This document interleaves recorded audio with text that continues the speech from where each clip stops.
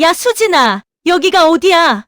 나는 낯선 복도를 걸으며 며느리에게 물었습니다. 요양원이에요. 어머니, 여기서 지내셔야 해요. 며느리 수진의 목소리는 냉랭했습니다. 잠깐!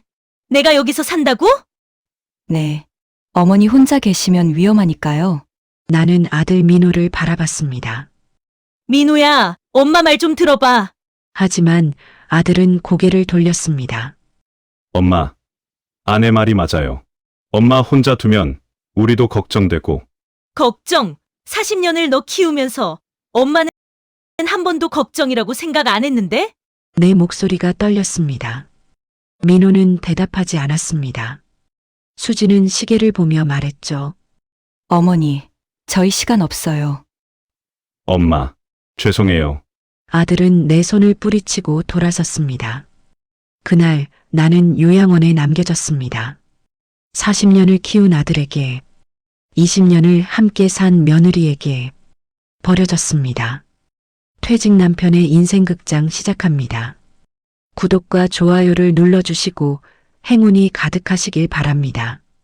첫날 밤, 나는 낯선 침대에 누워 천장을 바라봤습니다. 복도에서는 누군가의 기침 소리가 들렸고 옆방에서는 라디오 소리가 새어 나왔습니다. 여기가 내가 죽을 때까지 살 곳이구나. 눈물이 흘러내렸습니다. 다음 날 아침, 식당에서 다른 어르신들과 아침을 먹었습니다. 어머니, 어제 오셨어요? 네, 그렇습니다. 자식분이 모셔다 주셨나 봐요? 네. 아들이 일주일에 한 번 온다고 했어요. 처음엔 다들 그래요. 일주일에 한 번, 한 달에 한 번. 그러다 점점 전화도 안 하게 돼요. 할머니 말이 맞았습니다. 첫 주에 민호와 수진이 찾아왔지만 30분도 안 돼서 떠났습니다. 다음 주, 그 다음 주, 그들은 오지 않았습니다. 석 달이 지나자 민호는 한 달에 한 번도 오지 않았습니다. 전화도 내가 먼저 걸어야 받았죠. 어느 날 식당에서 다른 어르신들이 모여 얘기했습니다. 딸이 미역국을 끓여다 줬다는 얘기, 아들이 주말마다 외식을 데려간다는 얘기, 손자가 학교에서 상을 받았다는 얘기. 나는 그저 밥만 먹었습니다. 할 얘기가 없었거든요. 석 달째 되던 날, 원장님이 나를 사무실로 불렀습니다. 관리비가 2달째 안 들어왔다고 했습니다. 아들에게 연락해봤지만 전화를 받지 않는다고 했죠. 나는 떨리는 손으로 민호에게 전화를 걸었습니다. 한참 만에 수진이 받았습니다. 관리비 얘기를 꺼내자 그녀는 대뜸 말했습니다. 요즘 형편이 어려우니 내 돈으로 내라고. 나는 무슨 돈이냐고 물었지만 수진은 숨기지 말라며 전화를 끊어버렸습니다. 나는 원장님께 고개를 숙였습니다. 어떻게든 해결하겠다고 말했지만 통장에는 280만 원밖에 없었습니다. 한 달 관리비가 230만 원인데 2달도 버티기 힘든 금액이었습니다. 그날 밤 나는 홀로 울었습니다. 40년을 키웠는데 기저귀 갈아주고 밤새 간호하고 대학 등록금 위에 새벽 청소 일했는데 이게 내가 받을 대접인가? 어느 날 밤 복도를 걷다가 한 할머니가 우는 소리를 들었습니다. 세 자식을 대학까지 보냈는데 왜 아무도 전화 한 통 안 하냐며 우는 소리였습니다. 나는 그 앞을 조용히 지나쳤습니다. 같이 울 것 같아서. 사람들은 몰랐습니다. 나 김순자가 누구였는지. 40년 전 나는 서울 압구정동에서 작은 옷가게를 시작했습니다. 26살 갓 결혼한 신혼부부였죠. 남편 영수는 무역회사 직원이었고 나는 손재주가 좋아 옷을 만들었습니다. 남편의 응원 덕분에 작은 가게를 열었고 입소문이 나면서 손님이 늘었습니다. 유명인들도 우리 옷을 입었고 백화점에서 입점 제의가 들어왔습니다. 10년 후 나는 순자 패션이라는 브랜드를 만들었습니다. 서울에 매장 4개, 직원 45명. 강남에 건물도 한 채 샀죠. 우리는 행복했습니다. 그러다 민호가 태어났습니다. 남편은 하루 종일 아들을 안고 웃었고 나도 행복했습니다. 사업도 잘 되고 남편도 있고 아들까지. 하지만 행복은 오래가지 않았습니다. 민호가 6살 되던 해 남편이 교통사고로 세상을 떠났습니다. 장례를 치르고 나는 혼자 남았습니다. 6살 아들과 아들을 키우느라 사업에 집중할 수 없었습니다. 결국 회사를 정리했죠. 건물도 팔고 매장도 넘기고 민호 교육비로 생활비로 다 썼습니다. 학원 보내달라면 보냈고 대학 가고 싶다면 보냈고 결혼하고 싶다면 시켜줬습니다. 하나씩 다 팔았습니다. 민호를 위해서. 하지만 단 한 가지, 딱 한 가지만은 남겨뒀습니다. 강남 압구정동 땅 450평. 남편이 마지막으로 사줬던 땅. 남편은 유언처럼 말했었습니다. 이 땅은 절대 팔지 말라고. 나중에 민호가 크면 큰 도움이 될 거라고. 그래서 나는 그 땅만큼은 지켰습니다. 아무도 모르게. 심지어 민호도 몰랐습니다. 나중에 내가 죽으면 이 땅을 민호한테 주자. 그럼 우리 아들이 평생 잘 살 수 있을 거야.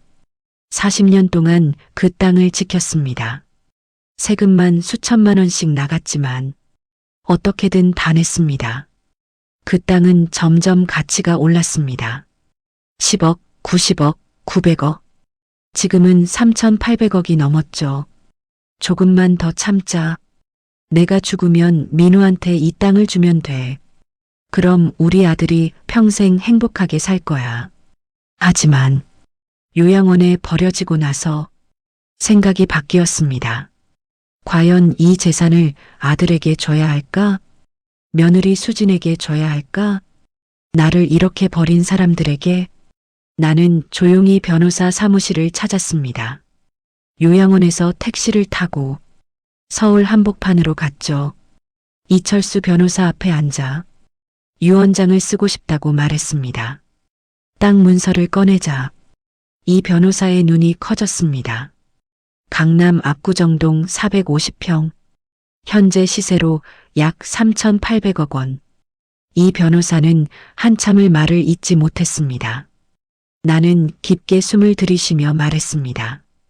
전 재산을 요양원과 자선단체에 기부하고 싶다고. 아들과 며느리에게는 단 한 푼도 주지 말라고. 이 변호사는 조심스럽게 물었습니다. 혹시 아들과 무슨 일이 있었냐고. 나는 눈물을 참으며 말했습니다. 40년을 키웠다고. 남편 없이 혼자서 밤낮으로 일하며 키웠다고. 대학도 보내고 결혼도 시켜줬다고. 하지만 그 아들이 나를 요양원에 버렸다고. 관리비도 안 내고 찾아오지도 않고 전화해도 받지 않는다고. 며느리는 내게 재산이 있을 거라 생각해서 관리비를 내 돈으로 내라고 했다고. 하지만 정작 내게 재산이 있다는 걸 알면 뭐라고 할까요? 나는 돈이 아까워서 기부하는 게 아닙니다. 아들이 돈보다 소중한 걸 배웠으면 해서입니다. 부모는 돈이 있든 없든 똑같이 사랑받아야 한다는 걸. 유언장을 작성하는 동안 나는 울지 않았습니다. 오히려 마음이 편안해졌죠. 민호야, 미안하다. 엄마는 내가 효자가 되길 바랐어. 하지만 이미 늦었구나. 유언장에 마지막 서명을 했습니다. 이 변호사가 물었습니다. 후회하지 않겠냐고. 나는 웃었습니다. 후회할 사람은 내가 아니라 내 아들이라고. 요양원으로 돌아오는 길, 택시 창밖을 보며 생각했습니다. 이제 편하게 갈 수 있겠다. 남편 있는 곳으로. 유언장을 쓴 후 나는 놀랍게도 평화로웠습니다. 더 이상 민호를 기다리지 않았고 더 이상 전화를 걸지도 않았습니다. 요양원 생활에 적응하기 시작했죠. 아침에 일어나면 창문을 열어 햇살을 받았습니다. 식당에 가서 다른 어르신들과 인사를 나눴습니다. 산책을 하고 TV를 보고 화투를 쳤습니다. 옆방 강 할머니가 말했습니다. 순자 씨, 요즘 표정이 밝아지셨다고. 나는 대답했습니다. 이제 마음을 놓았다고. 무슨 마음이냐고 물었습니다. 집착하는 마음이라고 했습니다. 자식에 대한. 강 할머니는 고개를 끄덕였습니다. 그녀도 아들에게 버림받은 사람이었으니까요.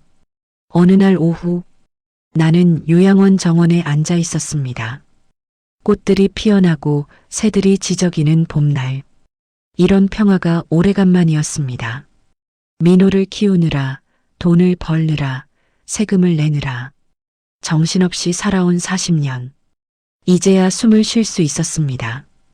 옆에 앉은 최 할아버지가 물었습니다. 순자 씨, 후회 안 하냐고. 뭘 후회하냐고 물었습니다. 자식한테 버려진 거 말이라고 했습니다. 나는 잠시 생각했습니다. 후회요? 글쎄요. 자식을 키운 건 후회 안 해요. 다만 자식이 이렇게 될 줄 몰랐죠. 최 할아버지가 말했습니다. 자기도 마찬가지라고. 세 자식 다 대학 보냈는데 이제 아무도 전화 안 한다고. 우리는 한참을 조용히 앉아 있었습니다. 말이 필요 없었습니다. 다들 같은 처지였으니까요. 석 달이 지났습니다. 어느 날 민호에게서 전화가 왔습니다. 한참 만에 연락이었습니다. 나는 조용히 대답했습니다. 응. 민호는 괜찮으냐고 물었습니다. 나는 괜찮다고 했습니다. 민호는 바빠서 못 갔다며 미안하다고 했습니다. 나는 말했습니다. 이유야. 민호는 대답했습니다. 네. 엄마, 나는 말을 이었습니다. 엄마는 여기서 잘 지내고 있어. 다른 어르신들도 좋으시고 밥도 잘 나오고 걱정 마. 민호가 뭔가 말하려 했지만 나는 전화를 끊었습니다. 그날 밤 나는 오래된 앨범을 꺼내봤습니다. 민호 태어났을 때 사진, 첫돌 사진, 초등학교 입학 사진, 대학 졸업 사진, 결혼 사진. 사진 속 민호는 항상 웃고 있었습니다. 나도 웃고 있었고요. 언제부터 우리는 이렇게 멀어진 걸까? 아니, 어쩌면 처음부터 멀었는지도 모릅니다. 나는 민호를 내 전부로 생각했지만 민호에게 나는 그저 엄마일 뿐이었으니까요. 앨범을 덮으며 생각했습니다. 이제 그만 놓아주자. 아들도 과거도 미련도 전부 놓아주자. 한 달이 지났습니다. 어느 날 아침 나는 평소처럼 일어나 창문을 열었습니다. 하지만 몸이 이상했습니다. 힘이 없고 숨이 가빴습니다. 원장님을 불러 병원에 갔습니다. 의사 선생님은 조용히 말했습니다. 폐렴이라고. 나이가 많아 회복이 어려울 수 있다고. 나는 고개를 끄덕였습니다. 알고 있었습니다. 이제 시간이 얼마 남지 않았다는 걸. 요양원으로 돌아와. 나는 조용히 정리를 시작했습니다. 민호에게 줄 것은 아무것도 없었습니다. 이미 유언장에 다 써놨으니까요. 다만 한 가지. 책상 서랍에서 편지지를 꺼냈습니다. 마지막 편지를 쓰고 싶었습니다. 민호에게. 하지만 펜을 들고 한참을 고민했습니다. 뭐라고 써야 할까? 미안하다고? 사랑한다고? 용서한다고? 결국 한 줄만 썼습니다. 빙우야, 행복해라. 엄마가 바라는 건 그것뿐이야. 편지를 봉투에 넣고 이 변호사에게 전달해달라고 부탁했습니다. 유언장과 함께 이틀 후 어느 봄날 아침 벚꽃이 창문 너머로 보이는 날 나는 조용히 눈을 감았습니다. 요양원 좁은 방에서 아무도 지켜보지 않은 채로 하지만 외롭지 않았습니다. 마지막 순간 나는 웃었습니다. 남편 영수가 보였습니다. 손을 내밀며 웃고 있었습니다. 여보, 이제 당신 만나러 가요. 우리 민호. 잘 가르쳤어요. 돈보다 소중한 게 뭔지 너무 늦게 가르쳤지만 순자 씨, 고생 많았어. 이제 쉬자. 네. 여보 이제 쉴게요. 나는 남편의 손을 잡았습니다. 따뜻했습니다. 40년 만에 느끼는 온기. 그렇게 나는 떠났습니다. 조용히 평화롭게 요양원에서 전화가 왔을 때 민호는 회사 회의 중이었습니다. 어머니가 돌아가셨다는 말에 민호는 그 자리에 주저앉았습니다. 안 돼. 엄마. 동료들이 놀라 그를 부축했습니다. 민호는 떨리는 손으로 수진에게 전화를 걸었습니다. 여보, 엄마가 돌아가셨어. 전화 너머로 잠시 침묵이 흘렀습니다. 예, 어머니가? 수진의 목소리는 당황스러웠지만 어딘가 안도하는 듯 했습니다. 이제 관리비 안 내도 되네. 장례식장은 초라했습니다. 민호와 수진만 앉아 있었고 조문객도 거의 없었죠. 요양원에서 몇 분 어르신이 오셨을 뿐. 민호는 멍하니 어머니 영정을 바라봤습니다. 사진 속 어머니는 웃고 있었습니다. 언제 찍은 사진인지 모르겠지만 행복해 보였습니다. 엄마, 미안해요. 민호는 작게 중얼거렸습니다. 수진이 옆에서 말했습니다. 여보, 장례 비용이 너무 많이 나가는 거 아니에요? 민호가 대답했습니다. 엄마 장례식인데 어쩔 수 없잖아. 수진이 말했습니다. 에이, 돈도 없으신 분이. 우리 형편도 어려운데. 바로 그때 장례식장 문이 열렸습니다. 검은 정장을 입은 중년 남자가 들어왔습니다. 뒤따라 2명의 직원이 서류 가방을 들고 왔죠. 장례식장 분위기가 순간 얼어붙었습니다. 남자는 천천히 민호에게 다가왔습니다. 고인의 아드님이십니까? 민호는 고개를 들었습니다. 네, 그런데 누구십니까? 남자가 명함을 건넸습니다. 저는 고인 김순자 여사의 법률 대리인 이철수 변호사입니다. 민호와 수진은 서로를 바라봤습니다. 변호사요? 저희 시어머니가? 이 변호사가 말했습니다. 네. 고인께서 생전에 법정 문서를 작성하셨고 제가 대리인으로 지정됐습니다. 수진의 눈이 반짝였습니다. 혹시 유언장 같은 건가요? 이 변호사가 대답했습니다. 그렇습니다. 수진은 흥분을 감추지 못했습니다. 시어머니가 숨겨둔 재산이 있었나 봐. 이 변호사는 서류 가방에서 두꺼운 봉투를 꺼냈습니다. 천천히 의례적으로 유언장을 공개하기 전에 먼저 고인의 재산 목록부터 말씀드리겠습니다. 민호는 긴장한 표정으로 물었습니다. 우리 어머니가 무슨 재산이 있나요?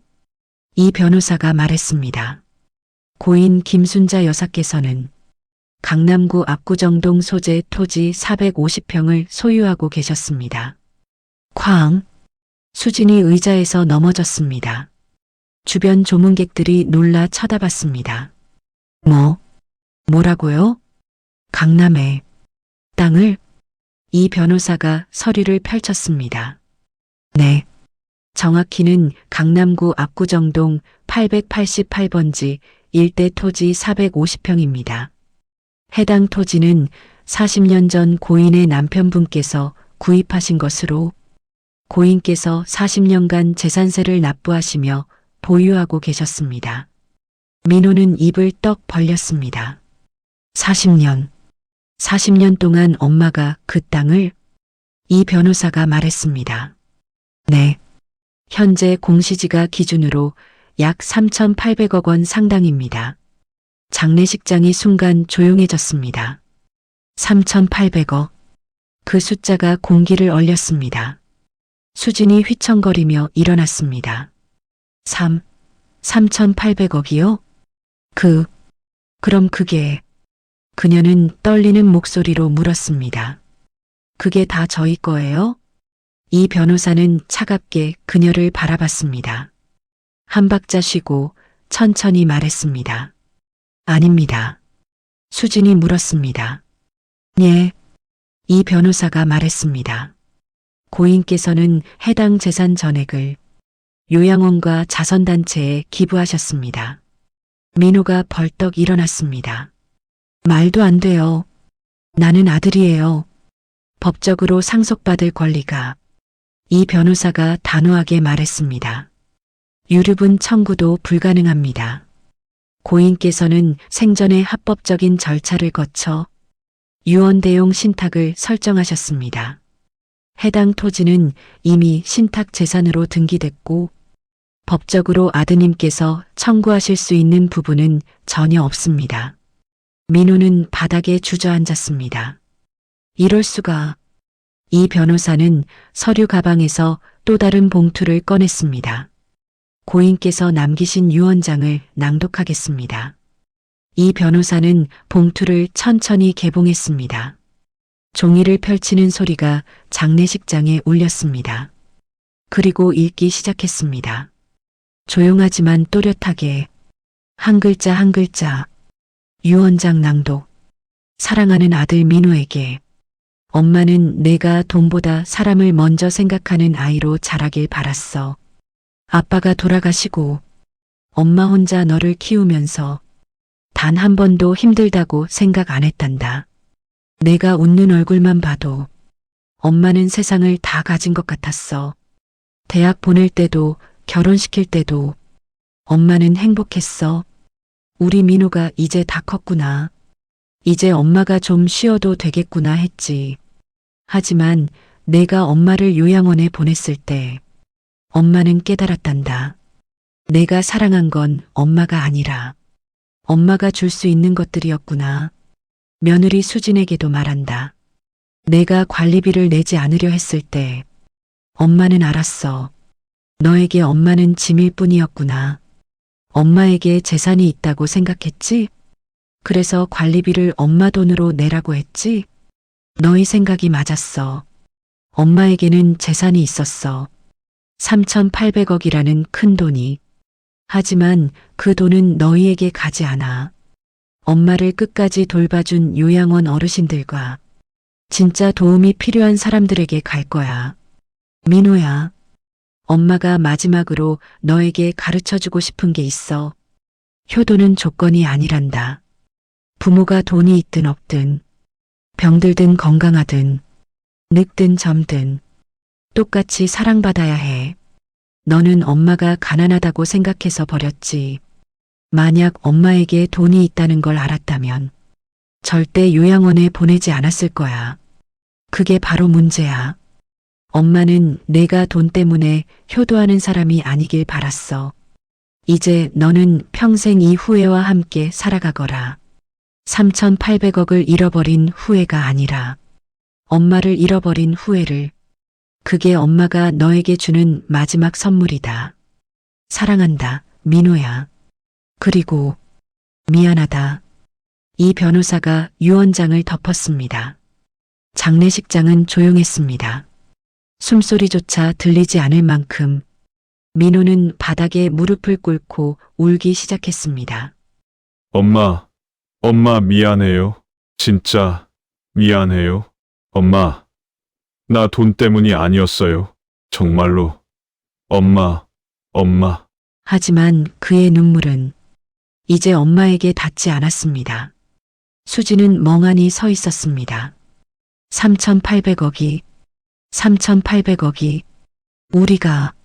우리가 그녀는 자신이 무엇을 잃었는지 이제야 깨달았습니다. 돈이 아니라 진짜 가족을. 이 변호사는 조용히 덧붙였습니다. 그리고 고인께서 아드님께 마지막 편지도 남기셨습니다. 이 변호사는 작은 봉투를 건넸습니다. 민호는 떨리는 손으로 편지를 열었습니다. 단 한 줄. 민호야, 행복해라. 엄마가 바라는 건 그것뿐이야. 민호는 편지를 가슴에 안고 소리내어 울었습니다. 그날 이후 민호는 변했습니다. 매주 요양원을 찾아가 봉사활동을 시작했습니다. 어르신들의 말벗이 되어주고 식사를 도와드리고 산책을 함께 했습니다. 어느 날 한 할머니가 물었습니다. 민호 씨는 왜 이 일을 하냐고.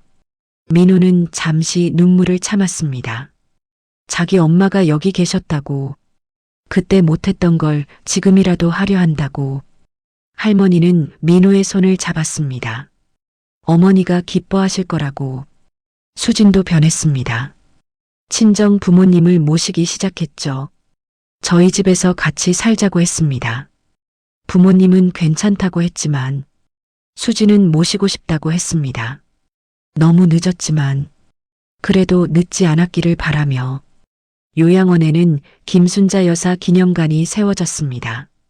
3,800억의 절반은 요양원 시설 확충에, 나머지 절반은 자선 장학금으로 쓰였습니다. 수백 명의 어르신들이 무료로 돌봄을 받고 수천 명의 아이들이 장학금을 받았습니다. 기념관 입구에는 작은 액자가 걸렸습니다. 효도는 조건이 아니다. 가난해도 병들어도 늙어도 부모는 부모다. 돈이 있어서 효도하는 것이 아니라 부모이기 때문에 효도하는 것이다. 오늘도 요양원 복도를 걷는 어르신들이 그 액자를 보며 눈물을 흘립니다. 하지만 동시에 희망을 품습니다. 김순자 여사처럼 끝까지 당당했던 사람이 있었다는 것이, 여러분, 부모님이 살아계실 때 사랑하세요. 가난해도 불편해도 때론 힘들어도 부모님은 여러분이 태어나던 그날부터 모든 것을 주셨습니다. 이제 여러분이 돌려드릴 차례입니다. 요양원에 계신 부모님께 오늘 전화 한 통 하세요. 엄마 사랑해요. 아빠 고마워요. 그 한마디가 부모님께는 3,800억보다 소중합니다. 오늘도 퇴직 남편의 인생극장을 찾아주셔서 감사합니다. 구독과 좋아요는 다음 이야기를 만드는 힘이 됩니다. 감사합니다.